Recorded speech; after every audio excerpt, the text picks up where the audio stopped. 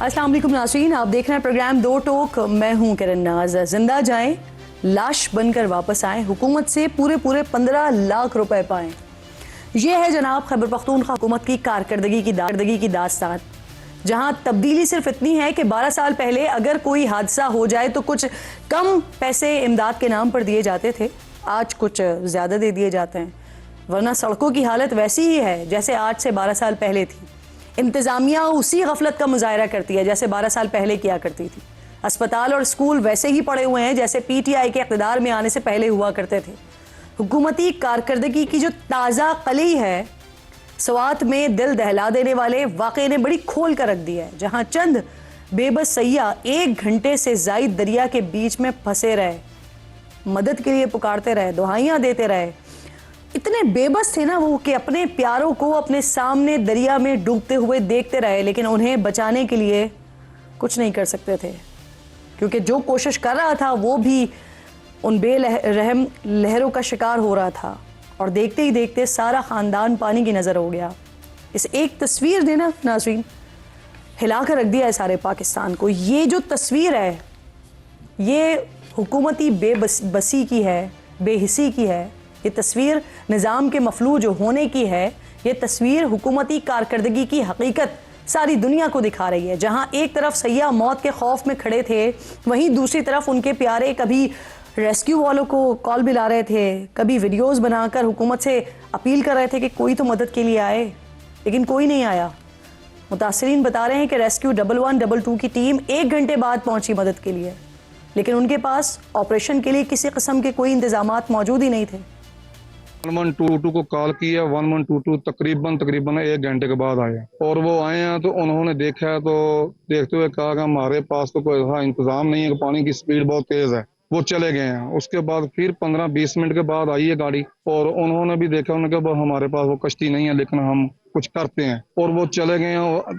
तो पानी की स्पीड बहुत तेज थी। तो जब वो चले गए हैं बाद में उस वक्त आए हैं जब हमारे वो लोग सैलाब की नजर हो गए। चीफ सेक्रेटरी खैबर पख्तूनख्वा शहाब अली शाह ने आज खुद रेस्क्यू ऑपरेशन में ताख़ीर और कोताही का एतराफ़ किया है। वो कह रहे हैं कि 45 मिनट में टूरिस्ट को बचाने के लिए बहुत कुछ किया जा सकता था, लेकिन वज़ीर आला खैबर पख्तूनख्वा अली अमीन गंडापुर से जब इस हवाले से सवाल हुआ तो उन्होंने ज़िम्मेदारी कबूल करने के बजाय ये कहकर अपना दामन छुड़ा लिया कि सारा सिस्टम मौजूद है, उन्होंने कौन सा वहाँ जाकर के लिए नीचे मेरा एक पूरा एडमिनिस्ट्रेशन है, एक गवर्नेंस का मेरा पूरा एक सिस्टम है, वो चल रहा होता है। जरूरी नहीं मैं वहां बैठा हूंगा या मैंने जाके लोगों किसी को तंबू देना होता है। अली अमीन गंडापुर साहब, आप हाकिम हैं, तंबू भी पहुंचाना पड़े ना तो पहुंचाना पड़ता है। क्या सहाबा कराम के तर्ज़े हुक्मरानी की मिसालें नहीं दी आपके कायद ने आपको? क्या मदीने की रियासत बनाने के दावे और वादे नहीं किए? तो क्या मदीने की रियासत में हुक्मरानों का ये रवैया होता था जो आपका रवैया है? सर, मदीने की रियासत में तो हज़रत उमर फ़ारूक रज़ियल्लाहु ताला अन्हु फरमाते हैं कि दरिया फ़रात के किनारे अगर कुत्ता भी मर जाए तो उमर उसका ज़िम्मेदार होगा। अली अमीन साहब इंसान थे ये तो, और ये पहला वाक़या नहीं है। सिर्फ 1 हफ़्ता पहले सवात के मशहूर सयाहती मकाम शाही बाग, यहाँ पर कश्ती उल्टी, एक ही ख़ानदान के 5 अफराद चले गए जान से। वो भी बिल्कुल इसी तरह सैलाबी पानी में बह गए थे जैसे कल ये वाला सानिया हुआ है।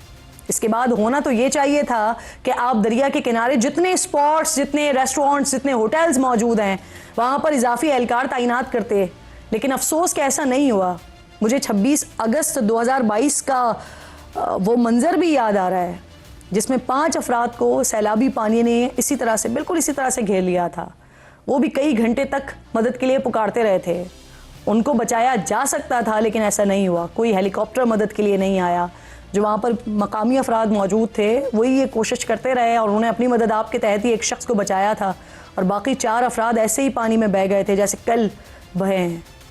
बहरहाल जिनके प्यारे जाने थे वो चले गए हैं, और अब हुकूमत की तरफ से सिर्फ वही रिवायती जो भाग दौड़ होती है ना वो नज़र आ रही है। तहकीकात के लिए कमेटियाँ बना दी गई हैं, 5 अफसरान मुअत्तल हो गए हैं और शहदा के लवाहिकीन को इमदादी रकम देने का ऐलान कर दिया है। दूसरी तरफ पीपल्स पार्टी और नून लीग वज़ीर आला के इस्तीफ़े का मुतालबा कर रही है। यह ऐसा अफसोसनाक सानिया है, यह ऐसा दर्दनाक सानिया है कि जिस पर बात करने के लिए प्रोग्राम में उन्हीं बेबस शख्स को मदऊ किया है जो वो सारा मंजर देखा है, जिन्होंने अपनी आँखों से देखा है और फिर साथ में अपने बच्चे को इस सानहे में इन्होंने खो दिया है। शहबाज साहब मेरे साथ मौजूद हैं, हमारी तरफ से ताज़ियत भी कबूल कीजिए, और आपके लिए यकीनन ये बड़ा मुश्किल वक्त है, और ऐसे वक्त में आप हमसे बात कर रहे हैं, हमें वक्त दे रहे हैं, मैं उसके लिए बेहद शुक्रगुजार हूँ। पहले तो ये इस वाक़े के बारे में सुनने वालों को, देखने वालों को बताइएगा, कैसे हादसा पेश आया, और क्या सुनने में आ रहा है बच्चे सेल्फीज़ वगैरह बनाने के लिए गए थे शहबाज साहब दरिया के किनारे?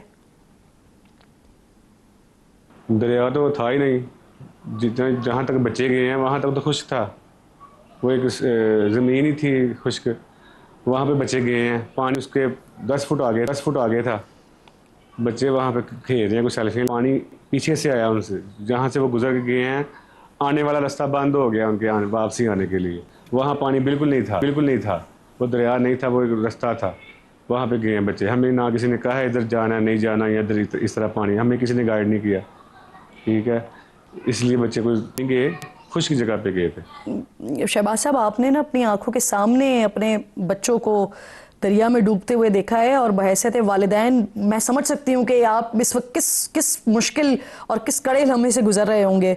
जब वहाँ पर आप मौजूद थे तो जो लोग मौजूद थे उन्होंने कोशिश की, रेस्क्यू से रब्ता किया, वो कितनी देर में पहुँचे वहाँ पर, क्या जवाब मिला आपको उनसे? जी रब्ता मैंने खुद भी किया है, लोगों ने भी किया है, काफ़ी लोग लगे हुए थे, हर बंदा मोबाइल पे लगा हुआ था, लेकिन टीम 1 घंटे बाद आई है और कोई सामान नहीं था उसके पास। वही वो रस्सी एक थी, वो रख के वो कश्ती वगैरह ले गए हैं, तो कश्ती भी वो जाल ही था लकड़ी का बना हुआ, वो बस फेंक गया उन्होंने उसमें, लेकिन वो तो उसके साथ ही बह गया, उसका फ़ायदा ही नहीं कोई हुआ। तब तक तो वैसे ही आधे जी हमारे बह चुके थे। आप अपने बच्चों की उम्र बताइएगा शहबाज साहब, और क्या उनके साथ मजीद फैमिली के लोग या दीगर लोग भी गए थे वहाँ पर? बच्चों की उम्र 7 साल से लेके 19 साल तक थी, और एक जो उनकी मामा थी 45 साल की रबीना कोसर, वो भी उनके साथ गई थी। कोई किसी किस्म का खतरा नहीं था, इसलिए वो बच्चों के साथ चले गए, हालांकि उनसे चला भी नहीं जाता था, अगर थोड़ा सा भी होता तो वो नहीं कभी भी ना जाते। इस वक्त शहबाज साहब हुकूमत पर बड़ी तनकीद हो रही है कि अगर वहाँ पर बर वक्त हेलीकॉप्टर पहुँच जाता तो शायद जो कीमती जानें गई हैं वो ना जाती, लेकिन फौरी मदद के लिए हेलीकॉप्टर नहीं पहुँचा। इस पर क्या कहते हैं आप सर, क्या वाकई ऐसा हो सकता था? हुकूमत की ज़ीरो कारकर्दगी उधर है, कोई इंतजाम नहीं है। सूबाई हुकूमत की तरफ से आपके गम को जाहिर सी बात है किसी तरह से उसका इजाला तो नहीं हो सकता, लेकिन सूबाई हुकूमत ने ऐलान किया है कि जितने प्यारे गए हैं उनके लवाहिकीन को 15 लाख रुपए देने का ऐलान कर रहे हैं वो। ये तो वही बात हुई ना, पहले जानबूझ के उनको मार दिया, उसके बाद पैसे देकर मुंह बंद कर दिया, ये तो सारा गलत ज्यादती है, नाइंसाफी। शहबाज साहब, मैं एक बार फिर मेरी तरफ से, मेरे इदारे की तरफ से आप ताज़ियत कबूल कीजिएगा। ये वाकई बहुत अफसोसनाक और तकलीफ़ दे वाक़या है, और कल भी मैं ये बात कर रही थी कि आप लोगों के जहनों से तो ये शायद सारी ज़िंदगी कभी वाक़या नहीं जाएगा, क्योंकि अपनी आंखों से ये सारा सानहा, अपनी आंखों से ये सारा वाक़या आपने देखा है। शाफात डीजी रेस्क्यू हैं 1122 खैबर पख्तूनख्वा से, प्रोग्राम में मुझे ज्वाइन कर रहे हैं। शाफात साहब, मैं आपकी बेहद शुक्रगुजार हूँ सर। कल वहाँ पर तो आप लोग या आपकी टीम उस तरह से नहीं पहुँच पाई, लेकिन यहाँ पर आप मेरे पास मौजूद हैं प्रोग्राम में। सबसे ज़्यादा तनकीद हो रही है कि वहाँ 1122 की टीम जो है वो वक्त पर नहीं पहुँची, जिसकी वजह से ये सानहा रूनुमा हुआ है। आप बता सकते हैं इत्तला कब मिली आपको, और टीमें स्पॉट्स पर पहुँची कब आपकी? जी थैंक यू फॉर अप्रोचिंग। अच्छा जी, इस तरह है कि जो मैं खुद यहाँ पे मिंगोरे में साथ में आया हुआ था, वो जगह मैंने खुद भी विजिट की, वहाँ पे लोगों को इंटरव्यूज किए, फिर अपने सिस्टम और हमारा एक सॉफ्टवेयर है जिसमें कॉल्स का सारा रिकॉर्ड मौजूद होता है। हमने जब चेक किया तो हमें एग्जैक्टली जो पहली कॉल आई है वो 9:49 यानी 9:49 पे आई। तो हमारी गाड़ी जो एम्बुलेंस पहले पहुंची है वो 9:56 पे, क्योंकि इतला इस तरह आई थी कि होटल में लोग फंसे हुए। तो हम समझे थे, हमारे कॉल ऑपरेटर समझे कि जी वहाँ पे शायद मेडिकल इमरजेंसी, इसलिए हमने मेडिकल इमरजेंसी को डील करने के लिए फिर हम एम्बुलेंस में जो आते हैं जिसमें EMTs होते हैं, बाकी स्टाफ होता है, वहाँ जब पहुंचे तो पता चला कि जी वो वाटर रेस्क्यू है। तो फिर उन्होंने इतला की, वो गाड़ी वहाँ से आ गई, और वाटर रेस्क्यू व्हीकल को पहुंचने में कोई 15-20 मिनट वहाँ पे लगे, क्योंकि वो हैवी गाड़ी होती है, बारिश भी थी, स्टेशन से पहुंचने में उसको टाइम लग जाता है। जब वो गए उन्होंने ऑपरेशन शुरू किया, मगर क्योंकि पानी का बहाव बहुत ज्यादा था, बहुत तेज था, हमारे जो तैराक थे जो वहाँ पे उन्होंने जो लोकल बोट थी, क्योंकि वो स्वाद का रिवर, अगर आप काइंडली इसको जरा मैं दोबारा भी एक्सप्लेन करना चाहता हूँ, मैंने बाकी मीडिया चैनल्स के ऊपर भी इस पर बात की है, वहाँ पे स्टोन्स और बोल्डर्स बहुत ज्यादा हैं। तो हमारे जो रबर बोट्स हैं जो हम नॉर्मल बड़े दरियाओं में यूज करते हैं या इन्फ्लेटेबल बोट्स हैं, वो अमूमन इन दरियाओं में आप यूज नहीं कर सकते, क्योंकि वो रबर बोट्स हैं, the moment it can struck a stone और अ बोल्डर वो पड़ जाता है, तो खुद रेस्क्यू वालों की सेफ्टी जो है ना वो कॉम्प्रोमाइज हो सकती है। तो लिहाजा हम लोकल जो यहाँ पे ट्यूब्स बनते हैं जो इस तरह के वो हम यूज कर सकते हैं, उनको हमने डिप्लॉय किया top of the river side से, ताकि आके इनको रेस्क्यू करें। मगर चूंकि पानी का रला बहुत तेज था, टाइम कम था, तो हमारे बंदे के पहुंचने तक बाकी लोग वो जा चुके थे वो जाल वगैरह से, और 4 लोग जो है ना वहाँ पे मौजूद थे, अगर आप वीडियोस में देख सकते हैं तो वहाँ पे पहुंच गए थे। तो उनमें से 3 लोगों को रेस्क्यू करके बचा लिया गया। अनफॉर्चुनेटली जो बाकी लोग थे, टाइम कम था और वो पानी का बहाव बहुत तेज हो गया था, क्योंकि वो रेत के एक टेले के से खड़े थे दरिया के ऊपर ही, तो लिहाजा वो टाइम बहुत कम था, तो दे वर स्वेप्ट बाय द फ्लड्स। हमारी टीम में पहुंच गई थी, वहां पे मौजूद थी। सिर्फ ये था क्योंकि मौसम, पानी का बहाव बहुत ज्यादा तेज था, अनप्रेसिडेंटेड 7.26 पानी आया हुआ था बकौल इरिगेशन डिपार्टमेंट के फैक्ट्स एंड के मुताबिक।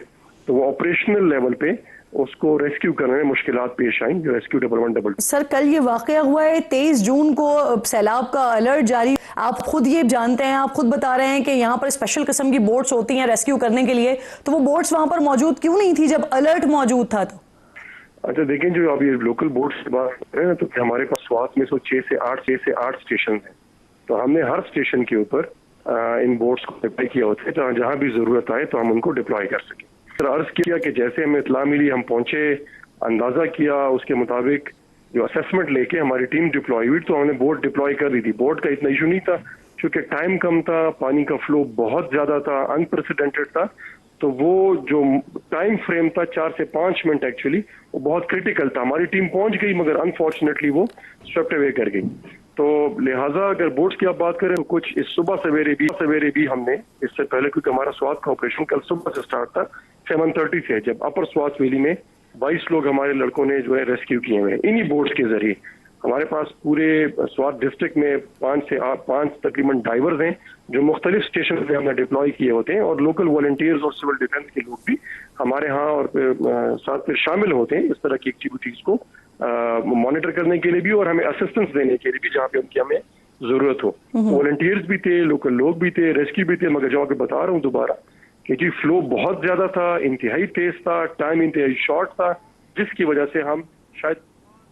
सर चीफ सेक्रेटरी जो है ना वो वाज़े तौर पर कह रहे हैं कि विद इन 45 सेकेंड्स बहुत कुछ हो सकता था, तो यानी वो आपकी नेग्लिजेंस की तरफ इशारा कर रहे हैं, 1122 की नेग्लिजेंस की तरफ इशारा कर रहे हैं। दूसरा, आपने अभी तक की कन्वर्सेशन में कहीं नहीं बताया कि हेलीकॉप्टर की रिक्वेस्ट कब की गई थी? सर देखिए जी, मैंने जिस तरह आपको कहा ना कि हमारे ऑपरेशनल लेवल पे, जैसे मैंने पहले भी अर्ज की कि वहाँ पे शायद हम बहुत ज्यादा बेहतर भी परफॉर्म कर सकते थे, मगर इस तरह नहीं है कि हमने परफॉर्म नहीं किया। हमारी पूरी कोशिश थी, टीमें लगी हुई थी, लोकल ड्राइवर्स को एंगेज किया हुआ था, वॉलंटियर्स हमारे साथ थे। टाइम बड़ा कम था, 10-15 मिनट में सारा इवेंट अनफोल्ड होके वो हो गया। पानी बहुत तेजी से आया, वो सब कर गया। क्योंकि हेलीकॉप्टर देखिए ना जी, हेली रेस्क्यू के लिए भी आपको लिफ्ट ऑफ करना पड़ता है, पहुंचना पड़ता है, और पूरा ये जो पानी का बहाव 9:45 पे जब बढ़ना शुरू हुआ टिल 10:20 जब तक ये सारा हो चुका था, तो अगर हम रेस्क्यू को वो भी करते तो शायद हेली रेस्क्यू हमारे तक अगर आता भी तो उस वक्त वो टाइम फिनिश अप हो चुका। मैं जो अर्ज कर रहा हूँ कि हमारी टीमें थी, सारे लोग मौजूद थे। सर वो अब आप बता रहे हैं ना कि क्या क्या हो सकता था, लेकिन आपने अभी तक ये नहीं बताया कि हेलीकॉप्टर की रिक्वेस्ट की कब थी। 9:49 पे पहली कॉल मौसूल हुई थी आपको? हमारी तरफ से जी हेलो की रिक्वेस्ट नहीं की गई थी उस वक्त। आप कह रहे हैं आपकी तरफ से रिक्वेस्ट ही नहीं की गई? पीडीएमए ने बताया है कि आपकी तरफ से हेलीकॉप्टर की दरखास्त की गई थी, आप कहते हैं नहीं की गई, तो वजह क्या थी? आपको क्या जरूरत नहीं महसूस हुई हेलीकॉप्टर की, इस वजह से आप लोगों ने रिक्वेस्ट नहीं की? तो मैं आपको बताया ना कि पूरी जो सारा एपिसोड हुआ ये 25 से 35 मिनट के दरमियान हुआ है, ठीक है जी। तो उसमें चूंकि हम तो पहले अपने जो तौर पे जो हमें लगता है, लेकिन हमारे लड़के तो ट्रेंड इसीलिए हैं, हाई फ्लड हो या लो फ्लड हो, हम ही रेस्क्यू है, ठीक है जी। तो हमने तो पूरी अपनी मेहनत पहले करनी होती है और हमें यकीन था कि हम कर पाते हैं, मगर चूंकि फ्लैश फ्लड में मैं दोबारा बताता चलूं कि इसकी नोयत का अंदाजा जो है ना कहीं से भी नहीं हो सकता कि ये कितना बढ़ के आएगा, क्योंकि तमाम रिवलेट बहते हैं, बहुत तेजी से पानी आता है, गिल्डर्स और स्टोन्स और बोल्डर्स को चीट पारता करता हुआ आता है, इसकी स्पीड बहुत ज्यादा होती है। तो चूंकि वो सारा एपिसोड मैं आपको दोबारा बता रहा हूँ 30 मिनट के दरमियान था, तो इसमें जितनी भी एफर्ट्स रेस्क्यू की मुकामी तौर पर हो सकती थी वो की गई। हेली के मुतालिक हमारे मुतालिक पीडीएमए ने शायद, क्योंकि पीडीएमए हमारी सिस्टर ऑर्गेनाइजेशन है, रिलीफ का सबसे बड़ा सेटअप है, तो वो फैसला भी करना एक मुतल्लिका इदारों का काम है कि उसको फिर कैसे आगे बढ़ाया जाए। पीडीएमए की तरफ से शायद वो रिक्वेस्ट की गई हो, मुझे इसके बारे में कोई इल्म है नहीं, मगर ये है कि मुकामी तौर पर जो एफर्ट्स थी और बिल्कुल डायरेक्शनल थी, सिर्फ ये था कि पानी का बहाव एकदम इतना बढ़ गया कि उसमें इम्पॉसिबल था कि वो रेस्क्यू ऑपरेशन सक्सेसफुली हम शायद कर पाते। सर एक और भी बड़ा अहम सवाल यह है कि दफा 144 नाफिज है, उसके बावजूद भी न सिर्फ टूरिस्ट वहां पर पहुंच जाते हैं बल्कि रोजाना की बुनियाद पर ही वहां पर जो है ना तामीरात हो रही हैं, मुसलसल होटल्स वहां पर बन रहे हैं। ये एक बहुत बड़ी वजह है इंसानियत की, और ये जिला इंतजामिया की इन्वॉल्वमेंट के बगैर मुमकिन नहीं है ये सब कुछ हो जाना। काम तो रेस्क्यू से मुतल्लिक है, उसके मुतल्लिक मैंने आपको जो भी मेरे पास मालूमात थी वो दी हैं। 144 इस जिले में लगा हुआ है, उसकी इम्प्लीमेंटेशन भी हो रही है, जो हमने यहाँ पे रिपोर्ट्स देखी हैं। इंतजामिया ने पिछले एक हफ्ते के दौरान कोई 50 लोगों को FIR दी हैं, अरेस्ट किया हुआ है। इलीगल बोटिंग जिन लोगों ने की है कोई 78 के करीब FIR उन पे दर्ज हुए हैं।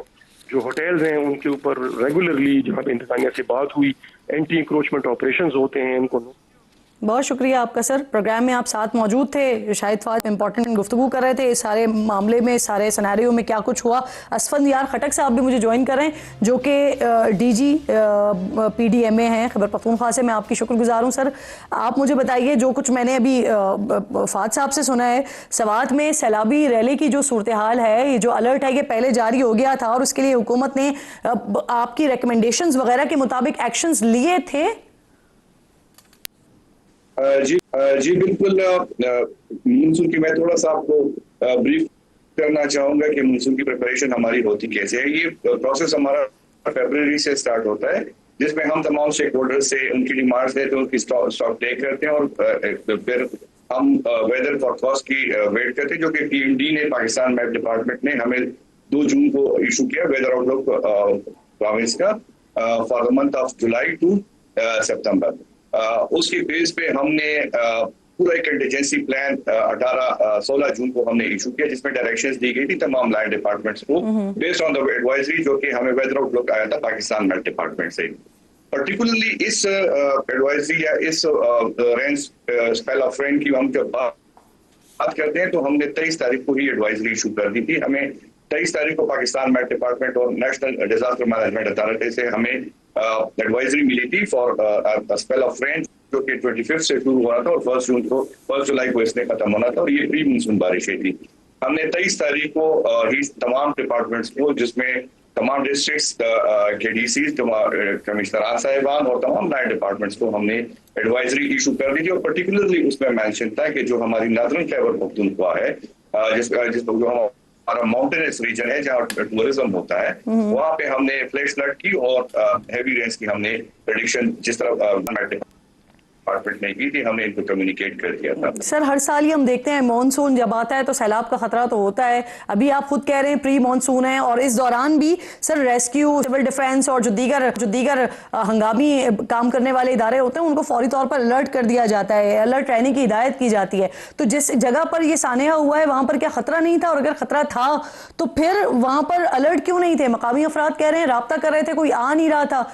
लोग आए भी मदद करने के लिए तो देर से आए, 1-1.5 घंटे बाद आए। मैडम इसमें तो एक इंक्वायरी चल रही है कि जो कि CM साहब ने ऑर्डर की है और हम सब उसमें रिस्पॉन्ड कर रहे हैं। रिस्पॉन्सिबिलिटी फिक्स करना शुरू हो गई है, कुछ ट्रांसफर्स भी हो गए, कुछ लोग सस्पेंड भी हो गए।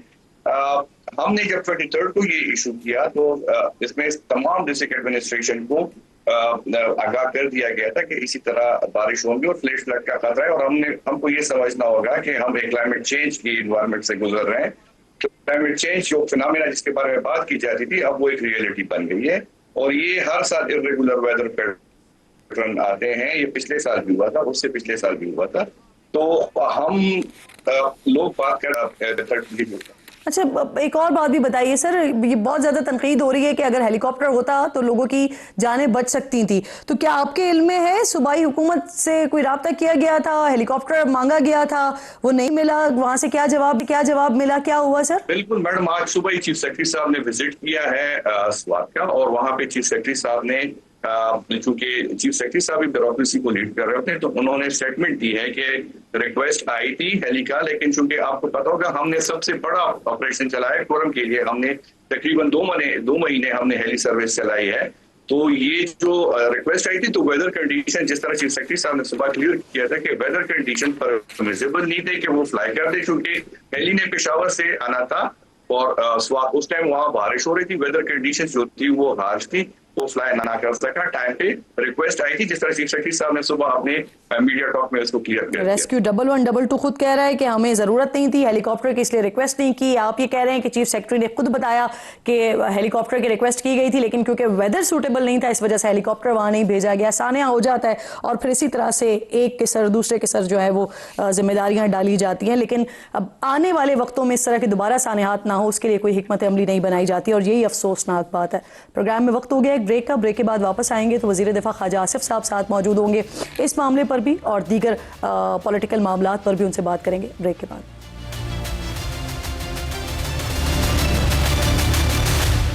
मेरे इंतहाई मोअज़्ज़ज़ मेहमान वज़ीर दिफा ख्वाजा आसिफ साहब प्रोग्राम में मुझे ज्वाइन कर रहे हैं। मैं बेहद शुक्रगुजार हूँ ख्वाजा साहब आपके कीमती वक्त की। सबसे पहले सर मैं बात करना चाह रही हूँ जो इंतहाई अफसोसनाक वाक़या पेश आया है, 10 से ज़ायद जो टूरिस्ट थे वो इससे सैलाबी रैले में बह गए हैं। वज़ीर आला KP से इस्तीफ़े का मुतालबा किया जा रहा है। वफाकी हुकूमत किस तरह से देख रही है सर, आप कैसे देख रहे हैं सारे मामले को? देखिए ये हादसा जो है कोई पहला इस किस्म का हादसा नहीं हुआ KP में। इससे पहले भी आपको पता है कि 4 नौजवान वहाँ पे खड़े रहे और कोई उनकी मदद को ना आया।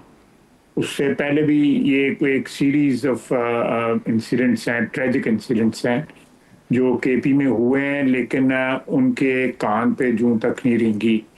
वो सरकारी मशीनरी जो है लेके इस्लामाबाद पे हमलावर हो सकते हैं, ट्रेनें जो है क्रेनें लेके आते हैं, बुलडोजर लेके आते हैं, पता नहीं क्या क्या लेके आते हैं, लेकिन वहाँ पे जो लोग जिनकी जान खतरे में होती है उनको बचाने के लिए उनके पास कोई इक्विपमेंट नहीं है।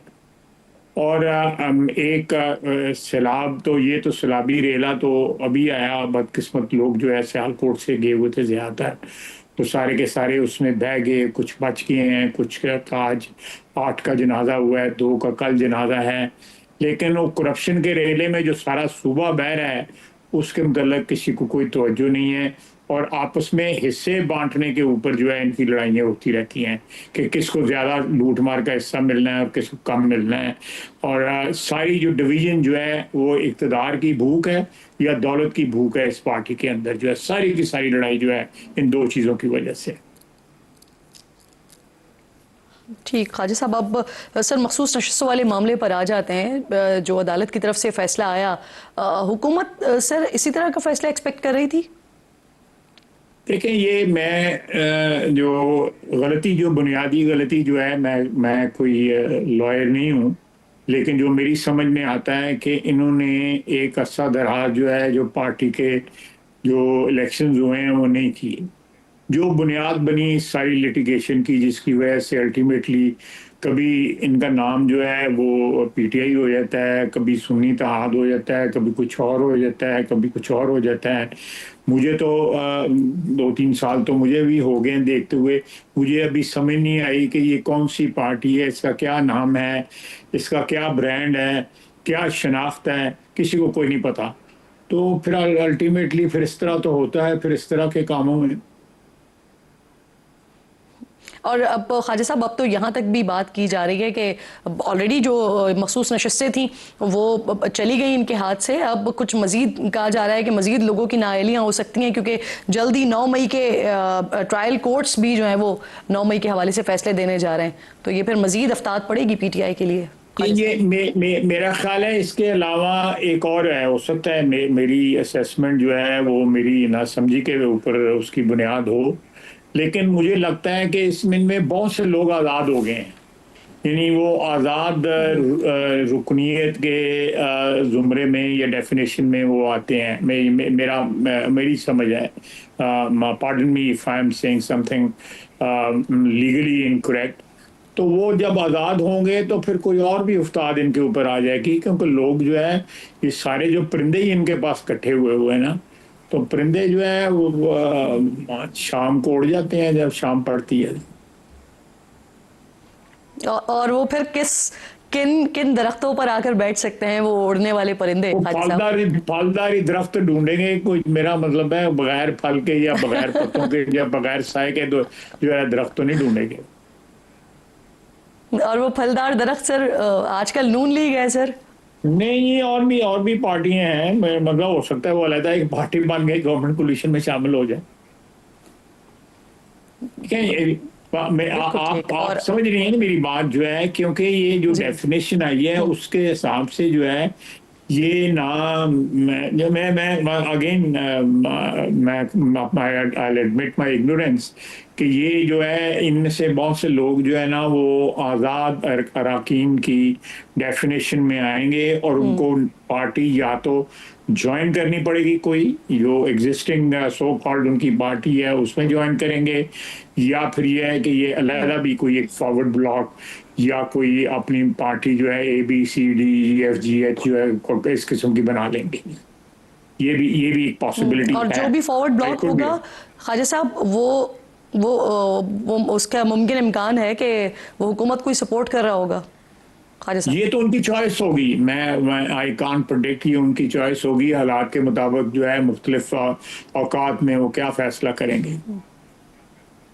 सही। अच्छा ख्वाजा साहब, क्योंकि इससे पहले भी जब हुकूमत बनी है उस वक्त भी वज़ीर आज़म साहब ने बार बार PTI को ऑफ़र की बात करने के लिए, मुज़ाकरात करने के लिए। अब जब ये फैसला आया है उसके बाद भी कुछ खबरें गर्दिश कर रही हैं कि एक बार फिर ऑफ़र की गई है PTI को कि बैठें मुज़ाकरात करें, तो इसमें है सदाकत, कोशिश हो रही है कि बढ़ाया जाए PTI को एक बार फिर? प्राइम मिनिस्टर ने जो, मैं इधर नहीं था, मैं चाइना गया हुआ था, लेकिन जो मैंने टीवी पे देखा कि प्राइम मिनिस्टर जो है अपोजिशन की सीटों पे गए और उन्होंने असद कैसर साहब से और बैरिस्टर गौर साहब से जो है हाथ मिलाए हुए हैं उन्होंने जाके, और उनसे ये बात जो आप कह रही हैं ये बात भी उनसे की है। ये मैंने मीडिया में पढ़ा है, मुझे डायरेक्ट इसका कोई नॉलेज नहीं है। सही। सर इमरान खान साहब को माइनस करने की कोशिश किसी भी तरीके से पिछले 2-3 सालों में हुई, लेकिन हमने देखा कि वो माइनस नहीं हुए। लेकिन उनकी अपनी जमात और उनकी अपनी कह रही हैं कि इमरान खान माइनस हो चुके हैं, तो क्या आपको लगता है अब इस सिनेरियो में कि वो अपनी पार्टी के ऊपर असर और रसूख जिस तरह का था खान साहब का इन्फ्लुएंस वो खो चुके हैं? देखें, उनकी हमशीरा की स्टेटमेंट के मतलब तो मैं कुछ नहीं कह सकता, लेकिन जो है इस वक्त कोई भी जो मेरी असेसमेंट है उसकी पार्टी में उनकी हमशीरा ज़रूर होंगी, उनका एक रिश्ता है, बड़ा मुकद्दस रिश्ता है भाई बहन का, लेकिन बाकी मेरे नहीं ख्याल को कोई इंटरेस्टेड है कि वो रिहा हो जाए। कोई भी इंटरेस्टेड नहीं, ना जो असेंबली में बैठे हुए हैं वो भी चिल कर रहे हैं, जो बाहर हैं वो भी चिल कर रहे हैं। ठंड प्रोग्राम है सबका ही। सही। और इसी तरह के इल्ज़ामात कुछ उनकी हमशीरा की तरफ से भी या दीगर पार्टी के लोगों की तरफ से भी लगाए जाते हैं। ख्वाजा साहब, जो आप ठंड प्रोग्राम की बात करें ना, ख्वाजा साहब आपने बड़ा एक इंपॉर्टेंट बयान दिया और आपके बयान पर मुस्तकिल अब बात हो भी रही है टॉक शोज़ में। हाइब्रिड सिस्टम के हवाले से आपने बात की और कहा कि ये सिस्टम अगर पहले आ जाता, 2-3 साल पहले आ जाता, तो हालात बहुत बेहतर हो जाते। मुझे याद है ख्वाजा साहब 2018 में जब खान साहब की हुकूमत आई थी तो उस वक्त आप लोग यानी आपकी पार्टी ही, पूरी क़यादत ही उन्हें हाइब्रिड सिस्टम का ताना दिया करते थे। तो ये जो सोच में तब्दीली आई ख्वाजा साहब, ये किस तरह से आई है?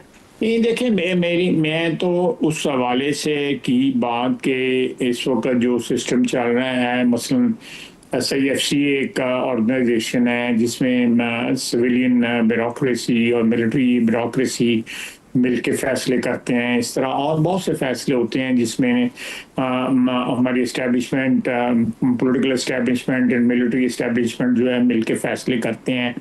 तो उसमें कोई ये नहीं होता कि प्राइम मिनिस्टर हाउस की पिछली लॉन में बैठ के जिस तरह इमरान खान और जनरल फैज़ और जनरल बाजवा फैसले करते, उस तरह नहीं होता। ये बाकायदा एक इंस्टीट्यूशनलाइज्ड जो है कोऑपरेशन है, ये इंस्टीट्यूशनलाइज्ड जो है वो डिलिब्रेशंस के बाद जो है ये फैसले होते हैं। ये उस पिछली लॉन में बैठ के जो है 3 बंदे फैसले नहीं करते। और मैंने हाइब्रिड सिस्टम का जो ये कहा था, देखें मैं कॉन्स्टिट्यूशनल डेमोक्रेसी जो है उसमें एक पॉलिटिकल वर्कर की हैसियत से बिलीव करता हूँ, लेकिन ओवर द ईयर्स मेरा 35 साल का पार्लियामेंट्री कैरियर है, उससे पहले भी जो है मेरा अपने बुजुर्गों के नाते मेरी कुर्बत रही पार्लियामेंट्री जो डेमोक्रेसी थी उसके साथ। तो मैं समझता हूँ कि हमने किसी स्टेज पे भी जो है ना ये प्योरली पॉलिटिकल गवर्नमेंट जो है वो किसी भी दौर में जो है उसको अचीव नहीं किया। कोई ना कोई सिलसिला इस तरह चलता रहा जिसके बाद जो है सियासी हादसात होते रहे। 93 में हुआ, उसके बाद जो है वो 93 के बाद जो है 99 में हुआ, फिर उसके बाद इस तरह ये सिलसिला जो है चलता रहा। तो मैं उस बैकड्रॉप में मैंने ये बात की थी कि अगर इस किस्म का हाइब्रिड सिस्टम जो है इसको चलाया जाए और चल रहा है इस वक्त, मैं फिर इसको रिपीट करूंगा। तो अगर ये माजी में इस तरह की कोई अरेंजमेंट होती, ये अरेंजमेंट देखें, मैं आपको इस अरेंजमेंट की अचीवमेंट बताता हूँ। आपके पासपोर्ट की रैंकिंग जो है ना तकरीबन 14-15 दर्जे जो है वो बेहतर होती है। आपको बगैर वीज़े की एंट्री, वीज़े से के बगैर जो है बहुत से ममालिक आप एंट्री देने को तैयार हैं। आपकी जो रैंकिंग है इस वक्त जो आज पब्लिश हुई है कि आपके जो क्रेडिट रेटिंग जो है वो कुछ 14-15 दर्जे वो भी इम्प्रूव हुई है। आज ही बयान आया है हमारे जो फाइनेंस के एक एडवाइज़र हैं मिनिस्ट्री के साथ अटैच्ड, शहजाद साहब, खुरम शहजाद साहब, उनका बयान आया है, बल्कि उन्होंने बड़ी डिटेल के साथ बयान किया हुआ है। उसके बाद जो है हमारे रेवेन्यू जो है वो ड्रामेटिकली जो है वो इंक्रीज हुए हैं। टारगेट अचीव नहीं हुआ लेकिन इंक्रीज हुए हैं। और तमाम जो फाइनेंशियल इंस्टीट्यूशंस हैं, international banks and world bank और एशियन डेवलपमेंट बैंक, ये सारे के सारे पाकिस्तान की रेटिंग जो है उसको बेहतर समझते हैं।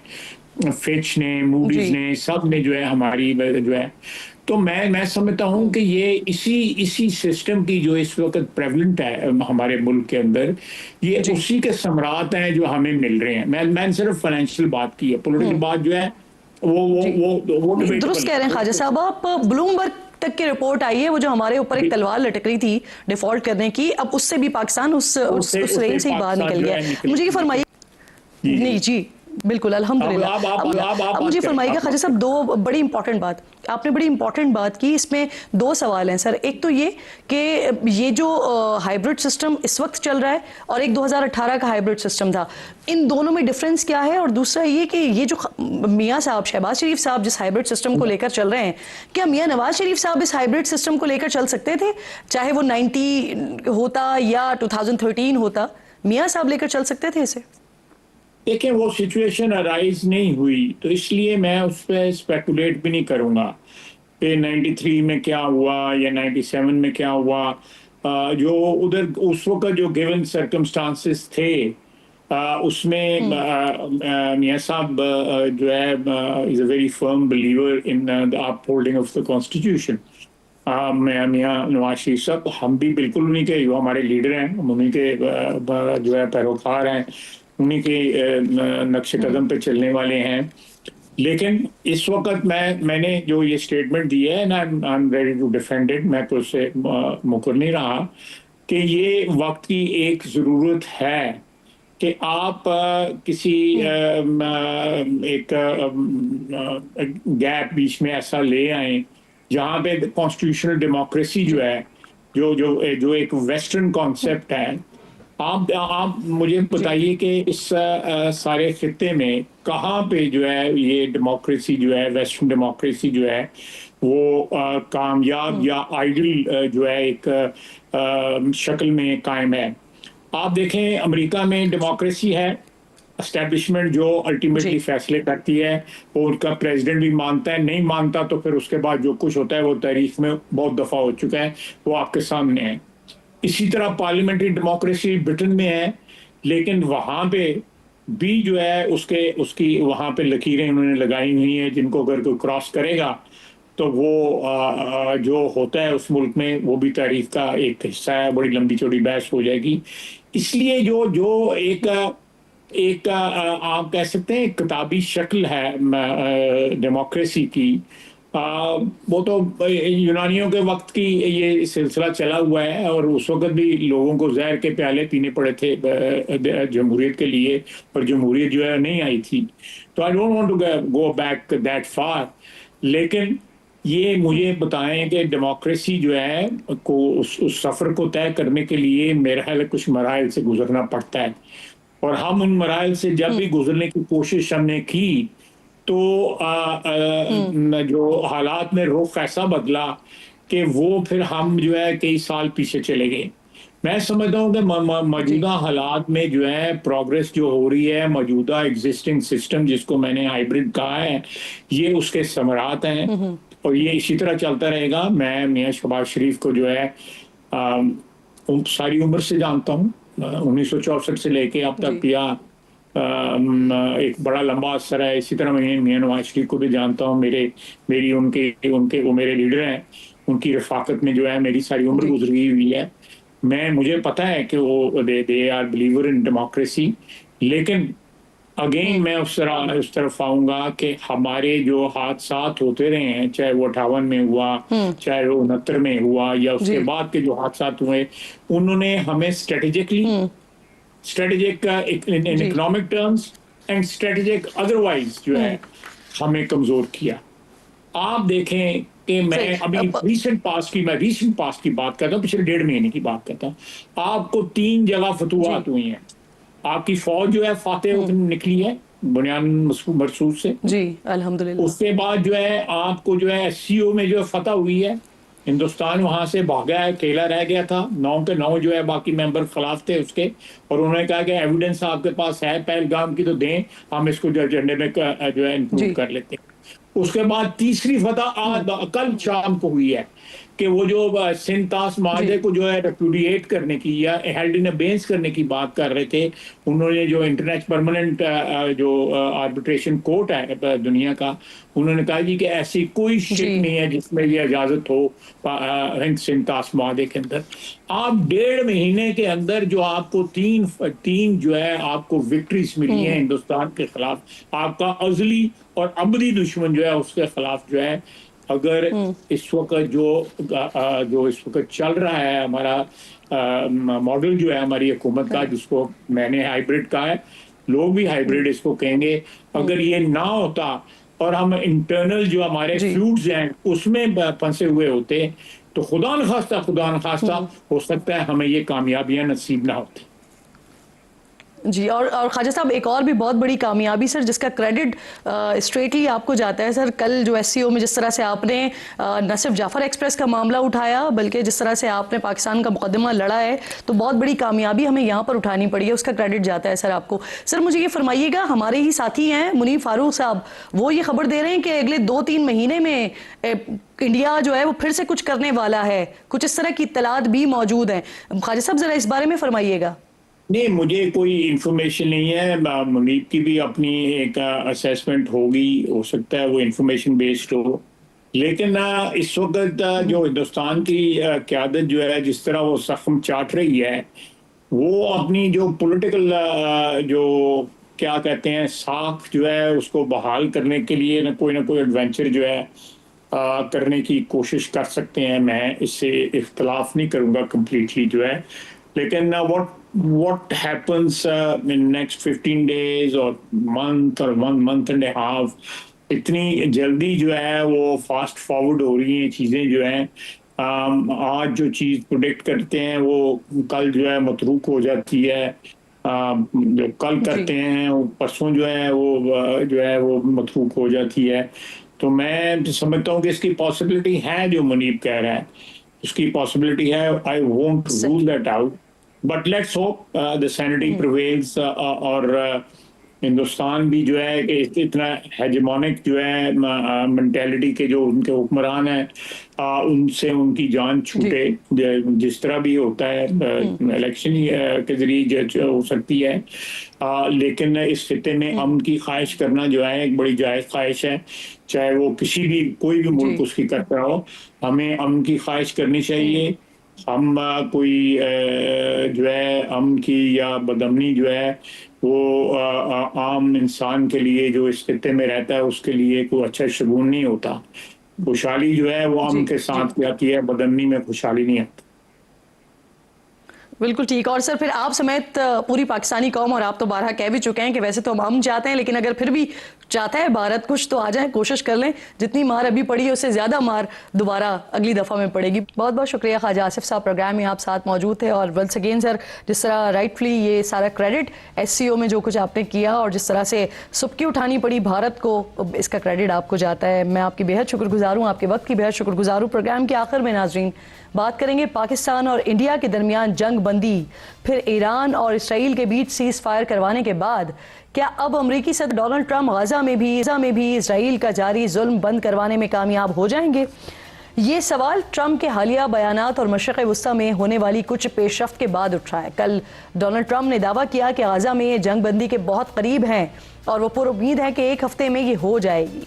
3 दिन पहले नेटो समिट के मौके पर सदर ट्रंप ने कहा था कि उन्हें यकीन है कि इसराइल और हमास के दरमियान गजा में जारी तनाज़े के खात्मे के लिए बड़ी हो रही है। सदर ट्रंप के इस बयान से 1 रोज़ पहले कतर ने ऐलान किया था कि हमास और इसराइल के दरमियान जल्द मुज़ाकरात का आगाज़ हो रहा है, जिसका मकसद फरीक़ैन को जंग बंदी पर आमादा करना होगा।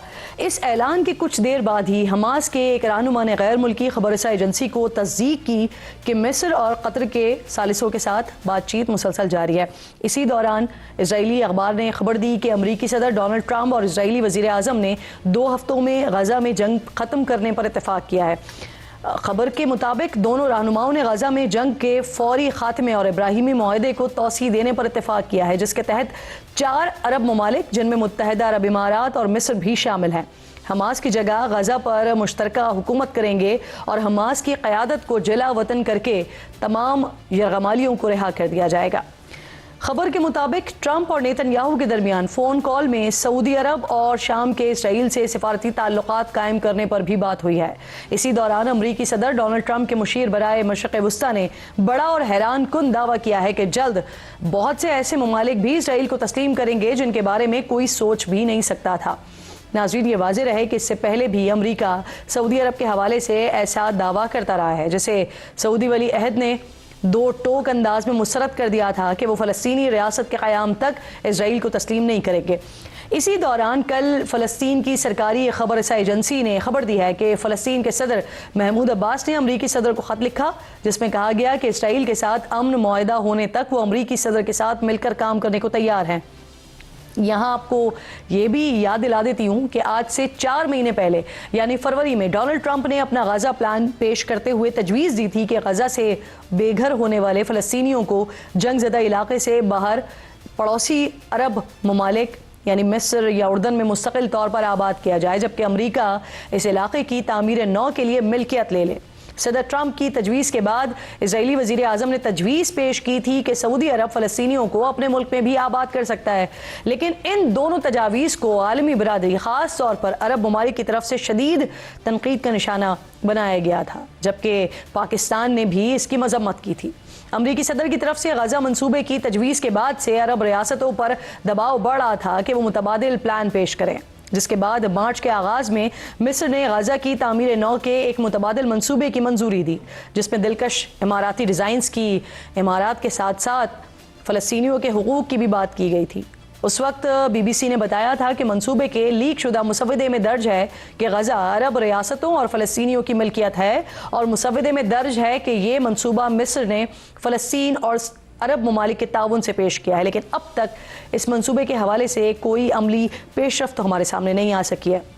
अलबत्ता पिछले माह यानी 13 मई को अमरीकी सदर डोनाल्ड ट्रंप अपनी दूसरी मुद्दत सदारत के पहले गैर मुल्की दौरे पर मशरिक़ वस्ता पहुँचे। सऊदी शाही महल में सदर ट्रंप ने शाम के अबूरी सदर अहमद अल-शरा से मुलाकात की। ये तारीखी मौका था कि जब 25 साल बाद पहली मरतबा कोई अमरीकी सदर किसी शामी सदर से मिल रहा था। पिछले महीने हुई इस अहम मुलाकात के हवाले से अल जज़ीरा न्यूज़ ने रिपोर्ट किया कि शाम के सदर को वो इसराइल के साथ मुआहदा करें।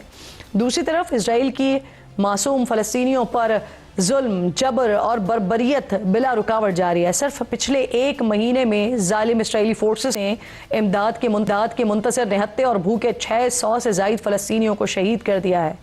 81 फ़लस्तीनी तो सिर्फ गुज़िश्ता 24 घंटों में शहीद हो गए हैं। गजा की वजारत सेहत के मुताबिक अक्टूबर 2023 से जारी इसराइली जारहियत में अब तक 56,412 फ़लस्तीनी शहीद और 1,13,458 ज़ख्मी हो चुके हैं।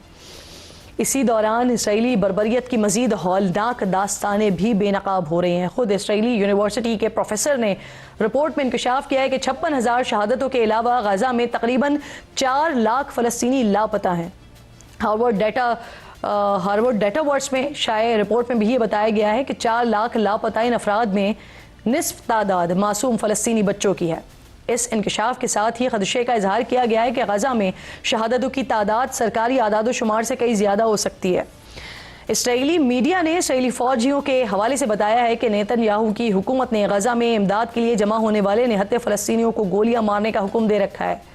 इसराइल इंसानियत सोज ये जुल्म बल्कि गैर इंसानी जुर्म ऐसे वक्त में कर रहा है कि जब अक़वाम मुत्तहिदा ने खबरदार किया है कि गजा में 20 लाख फ़लस्तीनी कहत के दहाने पर हैं। यूनिसेफ ने बताया है कि गजा में सिर्फ मई के महीने में 5,000 से ज़ायद बच्चे ग़िज़ाई क़िल्लत का शिकार हो चुके हैं। सवाल यह है कि जैसा सदर ट्रंप कह रहे हैं कि गजा में जारी तनाज़े के ख़ात्मे के लिए बड़ी पेशरफ्त हो रही है, अगर ऐसा कुछ होने भी जा रहा है तो इसकी कीमत क्या होगी?